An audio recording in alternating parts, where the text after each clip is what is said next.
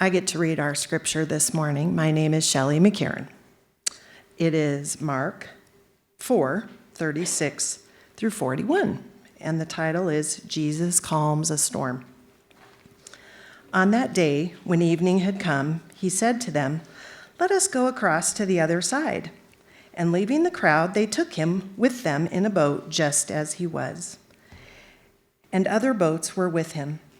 And the great windstorm arose, and the waves were breaking into the boat, so that the boat was already filling. But he was in the stern, asleep on a cushion. And they woke him and said to him, "Teacher, do you not care that we are perishing?" And he awoke and rebuked the wind and said to the sea, "Peace, be still." And the wind ceased, and there was a great calm. He said to them, "Why are you so afraid? Have you still no faith?" And they were filled with great fear and said to one another, "Who then is this, that even the wind and the sea obey him?" Thanks, Shelley. Well, we are on the last of our names that come from Isaiah chapter 9. As a reminder, these are names that were given of this coming king, this one who is promised, whose name, whose identity, whose character was wrapped up in him being a wonderful counselor, a mighty God, everlasting Father, and Prince of Peace. And it's that last name in particular that would have struck the hearts of the original audience. The Israelites, the Jewish people at this time, were living in a moment that did not feel peaceful. There was the looming threat of war, of invasion coming in. The people were so separated from their God, they had turned away from him, that there was just so much chaos that it was described as darkness around them. This world that was broken did not feel very peaceful. And so this king was promised, this ruler who would come, and he would bring peace. Now, there's a variety of ways that we can think of how a king might bring about peace. I mean, war was threatened. A king could help put an end to war. There was the strife and struggles that the people were going through. It was a difficult time to live, and the king could end that. There's the economic uncertainty that can make us feel ill at ease, and a good king could lead through those things. But we say all of these names point towards the one who did come, this ruler who comes as Jesus. And when we think about the way that Jesus brings peace, well, it's different. It's different from those things. And that's something that Jesus himself even acknowledges.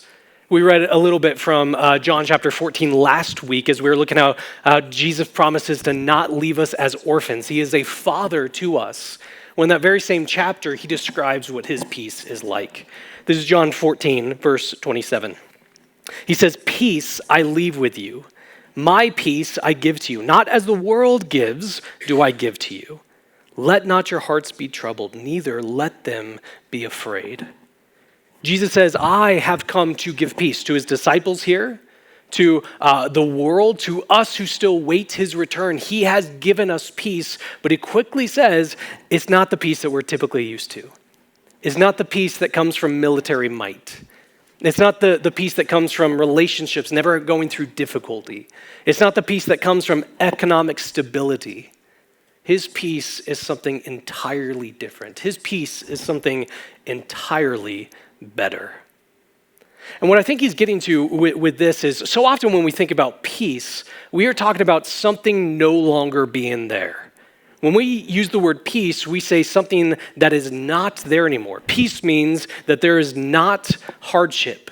Peace means there is not war. Peace means that there is not uncertainty and difficulty that we're going through. Often when we describe something as peaceful, we are speaking more to what is missing than what is actually there. And the peace that Jesus brings is not merely the removal of things. Now, certainly that is one of the ways that Jesus does bring peace. We can think of the variety of ways that Jesus brings peace by taking something away. One of the main ways that he makes peace is between us and God. That the description of this world that's so broken, as we turn away from God, well, it leaves us in a place where we're not just on a negative footing with God, we're called enemies of God. That we were made to be with him, we were made to live in the way he has for us, and in avoiding that and turning towards other deities, other things, ourselves, Well, we make it a vision right there that puts us on the opposite side of God. And what Jesus comes to do is he takes away that hostility. He takes away this opposition. He takes this away so that there could be peace between us and God. We read about this in Colossians chapter 1. It says this in verse 19. It says, "For in him, Jesus, in him, all the fullness of God was pleased to dwell, and through him to reconcile to himself all things, whether on earth or in heaven, making peace by the blood of his cross." See, what Jesus comes is he lives this perfect life. He dies this death he does not deserve to give us a life that we do not deserve. And in so doing, he takes us who were once enemies of God and makes peace by what he accomplishes. Makes peace between us and God, taking away the hostility that was there. He also makes peace between us possible, taking away the conflict that people otherwise seem to have regularly. That we talked about this last week when looking at Ephesians chapter 2, that Jesus makes it possible for those of us who claim him, who follow Jesus, to not be in opposition to one another. Because we have a shared family bond, the shared foundation, which is Jesus, and that's stronger than anything else. What that means is that you and I don't need to be enemies if we happen to vote differently. You and I don't have to be enemies if we arrive to church and we think things should be done differently than how we see each other operating. You and I don't need to be enemies of one another if we happen to have different beliefs. I mean, we have a world around us that says those who believe differently than you are your enemy. It is us versus them. But with Jesus, we do not have to do that. We do not have to be pitted against each other if we have different understandings of things because of what is shared, because of what is brought between us, and that is Jesus himself as our foundation. Jesus comes to break down hostility between each other, taking away this enemy relationship that we might otherwise have by himself. So there's a variety of ways that Jesus brings peace by removing something. But he does more than that, something greater than that. But maybe this is where we get to a question. How is that possible? I mean, when we read through Isaiah 9, it's describing the situation for the Israelites, what this Prince of Peace was going to come and do, and it's the taking away of wars, the putting an end of conflicts, all that pains, all that's hard is no longer existing. And when we see those very same things still exist to this day, these things that would otherwise rob us of our peace, how can we say the Prince of Peace has come if they are still here? Well, this is where I want to help us get a bigger understanding of how Jesus is the Prince of Peace. Not just as one who takes things away, but one who gives so much more. It's not in what he removes that makes him the Prince of Peace, but what he puts within us that makes peace possible. If you were to ask a Christian, what is one Hebrew word that you know? The one shared answer that you might get would be this word, shalom. Shalom is a word that many people have heard before. Maybe it's because whenever there's a sermon on the topic of peace, the person talking about it tends to go, but it means more than peace. Shalom doesn't just mean peace. Maybe we've heard that spiel before. Maybe we're familiar with the word. So what I want to do today is, exactly that. Because shalom means, and you're not going to believe this is crazy, it means more than just peace. It's not just saying that peace is what is brought in. Instead, it's this idea of wholeness, of completion, of lacking nothing. When the word shalom is used in the Old Testament, which was written in Hebrew, it is speaking as everything being the way it's supposed to be. There's so much positivity put into that. It's not just speaking of what's not there anymore, but what is brought in. And what's brought in is perfection. And so when Jesus is talked about as the Prince of Shalom, the Prince of Peace, it's not just speaking of the things that would be taken away, but what he brings, what he gives to his people, this perfection, this completion, this lacking of nothing that's found in himself. But shalom as well is a bigger picture than just peace, because typically when we think of peace, we think of the spots in our life that do not feel very peaceful. Maybe the relationships that we wish were not marked by conflict. maybe the difficulties that we've been going through that make us not feel at peace. And shalom does capture that, but it's a much bigger idea. It's often thinking of the community, of how people as a whole are missing something. And in shalom, in peace, it is to where all of us together are lacking of nothing. And to that end, shalom is always global in trajectory. Even this promise of Isaiah 9 that's given to a particular people group at a particular time, the end goal of peace, the end goal of shalom, the promise of it is that all this world will be made perfect. All will be lacking of nothing. Jesus is the Prince of Peace, not merely for what he takes away, but what he gives. And he gives shalom, perfection, completion, all that we need within him, lacking of nothing. To get to that, I want to focus on an image of Jesus. Often at Christmas, there's attention given to Jesus sleeping as a baby. And that's fair enough. I think it's a wonderful image. It speaks of the humility that he has. It shows that he is fully human, 100% human. And even though, as we read in Colossians 1, the fullness of God dwells within him, he is fully God. This picture of God becoming such a vulnerable thing, like a child sleeping, shows the humility that he does to join in with us. It's a beautiful picture. So it's one that we focus on quite a bit at Christmas. We sing songs that say, "Little Lord Jesus asleep on the hay." We sing "Sleep in Heavenly Peace." There's even song titles that just capture this idea. There's "Sleep, Little Baby Jesus." I have to say this one slowly. "Little Jesus, sweetly sleep." And then "Sleep, Baby Jesus." And that may sound like I just said the same song title 3 times in a row, but those are legitimately 3 different songs that are focusing on Jesus as a baby sleeping. But what I think is one of the greatest pictures of how Jesus is the Prince of Peace is a different time that he's sleeping. Is a different time that he is asleep. One that doesn't capture his humility, but instead captures his power. And that is what enables peace. We had Mark chapter 4 read for us earlier, and just let me give a little bit of background to it. So in this situation, Jesus has spent the whole day, the entire day, teaching and speaking to this crowd of people. But now he's traveling to the other side of the Sea of Galilee, this lake that's in the region, and he is exhausted. All day long he's been teaching. And so during this journey across the Sea of Galilee, he falls asleep. Pick up the story in Mark chapter 4. Verse 36. It said, "And leaving the crowd, they took Jesus with them into the boat, just as he was, and other boats were with him. And a great windstorm arose, and waves were breaking into the boat, so that the boat was already filling." I want to draw attention to that adjective that's given to us. It says that this is a great windstorm. This is some extraordinary storm that begins to come. And to the point that the disciples are terrified. The boat is filling, it's taking on water. They are scared. And we might say, yeah, that's understandable. A storm like this would have been terrifying to go through. That's a natural response in that moment. We're missing a couple details with that, though. One would be that the majority of Jesus' followers, these who are with him in the boat, were fishermen who spent their whole lives fishing and, in fact, sailing on this very sea that they're traveling across right now.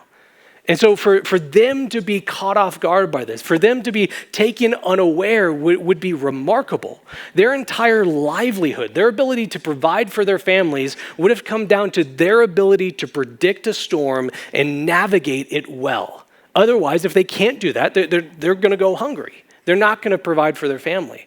And so for these fishermen who are used to sailing on this very sea to be so caught off guard shows that there is something incredible going on with this storm. We also have a little random detail. Mark is sparse on details, so when we're given them, that should make us take notice. It says there are other boats with him. This means nobody saw this coming.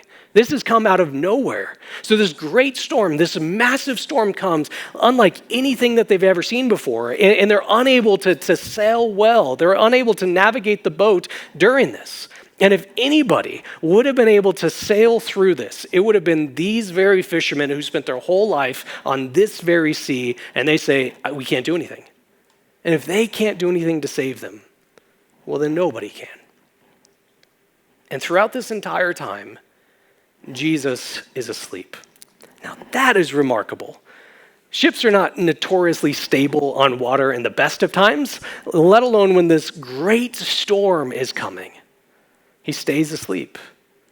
Well, he doesn't stay asleep for long. The disciples wake him up and say, do you not care that we are perishing? Don't you see what's going on? Why aren't you panicked when we're panicked? Why are you so immoved by what's going on around us? I mean, even if they're not expecting Jesus to do anything about the storm, and we have no indication to say that they would be, there's still that question of, why aren't you concerned when I am so concerned? Maybe that's a question that we've asked before, many times, to others, to God. But Jesus is able to do something about it. Verse 39. It says, and he awoke and rebuked the wind and said to the sea, peace, be still. And the wind ceased, and there was a great calm. Jesus wakes up, he stands, and he says, peace. And where there was once this great windstorm, now the same adjective is used, there is this great calm. Before, it was this mega storm, and now it's been replaced with this mega calm. That's not telling us things went back to usual. That's not saying that things went back to how it was before the storm came. You know, a normal amount of chop in the water, light breeze in the air. No, when it says that there is a great calm, this is an extraordinary return. The water would be completely still. No breeze, no wind whatsoever. This silence would hang over that moment. I'm sure the only thing that you would have been able to hear is the still elevated heart rates of the disciples who have not yet come down from their panic. See, when Jesus says to the storm, peace, shalom, the Greek translation would have been from this. He isn't just saying that the storm stopped, that the wind dissipated, but he brought true shalom here, perfection. So much stillness, so much quiet, completion. Not just the removal of something that was scary, but wholeness and certainty and stability put instead. Shalom. From that, he then turns to his disciples and says, why are you afraid? And that could sound harsh. There was a scary storm just a little bit ago. It was like nothing we'd ever seen. We couldn't do anything. We couldn't save ourselves. But that's not what Jesus is asking. Fear, so often when it's talked about in the Bible, is not the normal response to the scariness of the world. It's not speaking against the uncertainty and the panic that could come from that. It's not going through difficult circumstances and criticizing the normal response that many of us have, which is looking at scary things and going, ah! Instead, fear in the Bible is the certainty that God is not good, the belief that God will not act, the understanding that I have been left here on my own.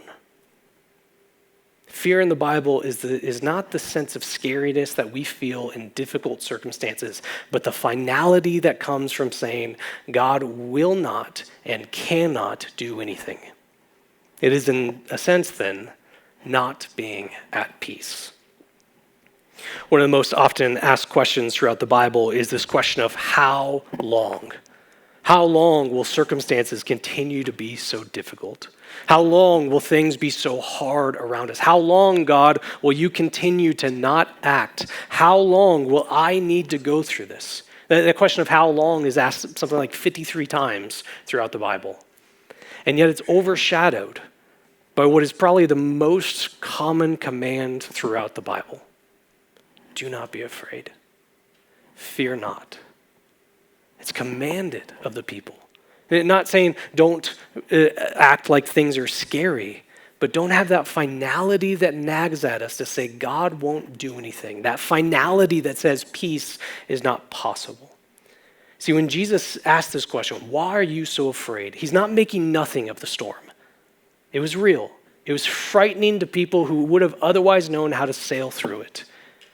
But he's able to say, fear not in response to that. Not because he promises circumstances will always be rosy. You'll never have to go through anything like that ever again. But because of who was in the boat with them. Because the Prince of Peace had come.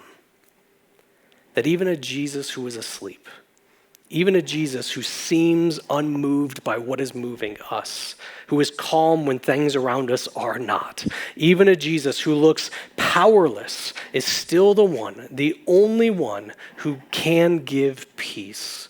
And he does so in a way that's better because it's not just the promise of removing things, but instead, the peace that he offers is better and greater because it's peace that is possible even when things are not removed. Now, I really want us to get this. This is so important that we understand this, especially at this time of year. So often, when we ask for a peace, it is often in the language of God, take away this conflict. God, take away this illness. God, take away this warring that's going on around us, either literally or figuratively. God, take this away so I can be at peace. And we are invited to pray those prayers, pray them boldly. But what is promised, the picture that's given to us as Jesus, this Prince of Peace, this promise of Jesus who gives peace, not like this world does, but a peace that is real and lasting and better because it's not just the removal of something. It's not just the taking away something that can come back later. It's not just the removal of one thing and then something new comes and floods in and takes away our peace. Instead, we can say we have peace because Jesus is with us. We have peace because he has made things perfect. He has given me completion and perfection. I am lacking of nothing because he has given it to me. So I am unmoved. I am unrattled. Nothing is robbing me of my peace because I know this Prince of Peace is with me. And I know that is so easy to say from up here. That is so easy to affirm those together while at church, while everybody's smiling or at least pretending to be. I know that is easy to say when we are not in the midst of a storm. What about when we do not feel that way? What about when we are looking at the scariness of the circumstances around us to try to not give in to that finality of fear? How do we still understand this when we are in the midst of conflict? Well, I think the best way that I could kind of try to show that this is truly peace that's possible is beginning with a little bit of a confession. And that is, I am not a particularly handy person. That there is little that I can do when something is broken other than just perhaps maybe make it more broken. That I can't put together much that is not the way that it's supposed to be. And so this is where I'm really grateful that other people are gifted in ways that I am not. So I think of Spencer Stump. Spencer Stump is an incredibly handy person. If you don't know, he is fantastic at making sure this church is set up so we can come in and have it be a church home. He's fantastic at fixing things that are broken here. It is a great gifting, and we're so grateful to have him here at church. But I know that if something was broken in my home, I could probably call up Spencer and say, hey, can you help me with this? You can come over, show him the problem, and then you could say, yeah, I can fix that. Here's what I'm going to do, and go step by step of all the things he's going to be doing. It goes in one ear, exactly out the other one. But then I leave him to it. He's there fixing it, and maybe you and I have a conversation while that's going on. He's like, "Oh, what's? I heard this was broken. What's Spencer doing to fix it?" I don't know. No, but like, what are the steps he's doing to make it work? I really have no idea. He explained it to me, but I just didn't really understand it. Then how do you know it's going to be fixed? Well, I know Spencer. I know his character. I know his competency. I know his care for me, and so I can be at peace in that moment. Because I know that he is doing this. Or I think about when I was a kid, that I'm so great. I know not every household was like this, but I never needed to worry about food being put on the table. And it was a great mercy for that. Now, I have no idea what went into making that happen. I was a kid. I was wrapped up in my own world. I was watching TV or doing homework or probably watching TV. But I was doing my own thing, and my dad would be in the kitchen. He was the primary cook that we had for our family, and he would be doing something. I have no idea what he was doing in there. Something to do with knives, maybe a pan. I'm not sure. I didn't understand the mechanics of it. But without fail, even though I did not know what he was doing to make it possible, I knew right around 6 p.m. I would hear the phrase, "Dinner's ready." See, even if we can't make sense of the pieces, even if we don't understand how the pieces fit together, we don't know how a particular circumstance is going to be worked out. We don't know all that goes into it. We can still say with confidence, I am at peace because I know God is working. I know God is in control. I know God is powerful. I know God's character.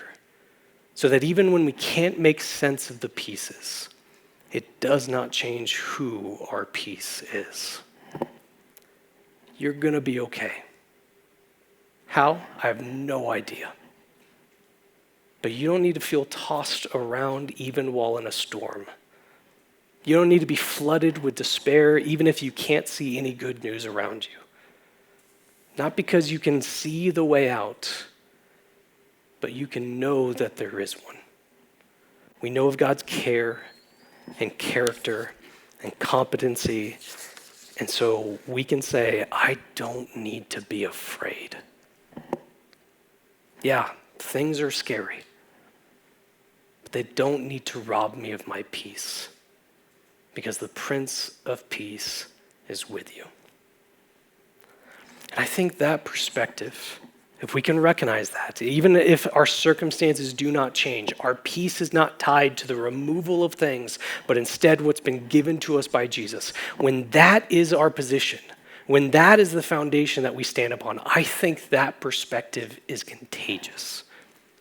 I was listening to a podcast this week. It came out a couple weeks ago, but finally got around to doing it. And just like everything, it's a year in review. So looking back on 2025. And the way that they were doing it is these Christian leaders kind of walking through what were some of the major headlines that kind of defined this year globally. And it was just bummer after bummer after bummer. Just looking at these major news headlines that were so hard. So there was the rise of crime globally.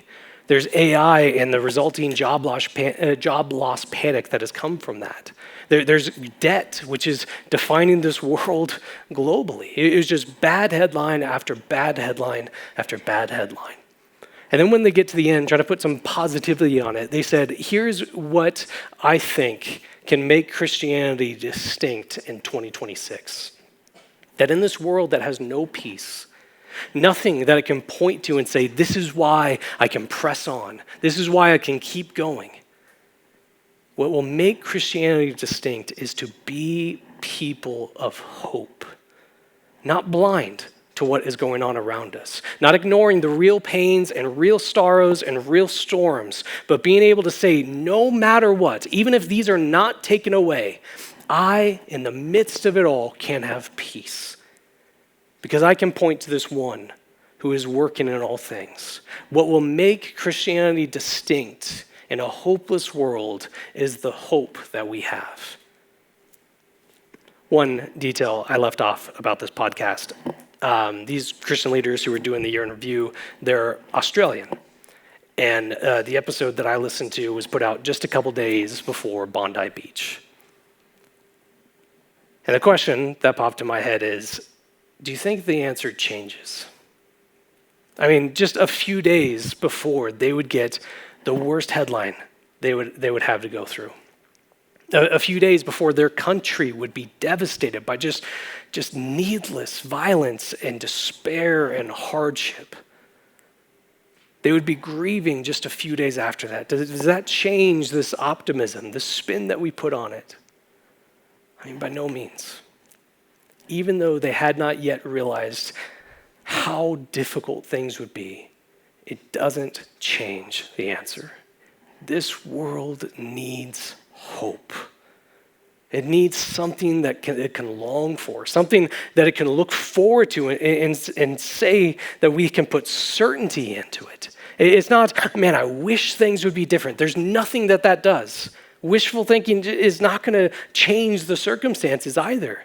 But being able to say, I know things will be different. I know what the future will entail. I know that things will work out. Nothing in this world offers us that. Nothing gives us that certainty that we so desperately crave. Everything else around us says there's going to be more storms. There's going to be more hardship. There's going to be more pain. There's going to be more suffering. And what we as Christians can say is, yeah, that's probably right. But we're going to make it. We're going to be okay. Peace is possible because the Prince of Peace has come. And even for those things that we still long for the removal of things that are so difficult, while we still say, please take these away, how long will they still be here for? We can know that things will work out because just as the Prince of Peace has come, the Prince of Peace is coming back. And that is what enables us to have peace now. That is what enables us to live lives of hope in a hopeless world that we can then point other people to. And being able to come alongside of them and say, I don't know how things are going to work out for you, but I know how things are going to work out for you.